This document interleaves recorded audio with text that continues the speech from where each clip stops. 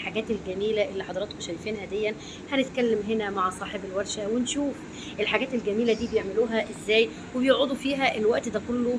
بيقعدوا قد ايه، يعني بيستخدموها ازاي، بيستخدموا فيها ايه الخامات اللي بيستخدموها. الحاجات الجميلة دي هنتكلم معاكم عن كل التفاصيل فيها. الشغل الجميل اللي حضراتكم شايفينه ده هنعرف كل التفاصيل وكل حاجة عنه من خلال الجماعة اللي ايديهم تتلف في حرير هنا في محافظة المنوفية. ازي حضرتك يا فندم؟ قول لي الشغل ده بياخد منكم وقت قد ايه؟ هو الشغل يدوي فبياخد وقت يعني بياخد شغل كتير مننا صراحة. امم يعني مثلا حتة زي ديت كده دي بتاخد أسبوع مثلا، من 2 صنايعية. 2 صنايعية بياخدوا فيها أسبوع. منه بيبقى شغل يدوي فبيبقى بياخد وقت شوية. الخامات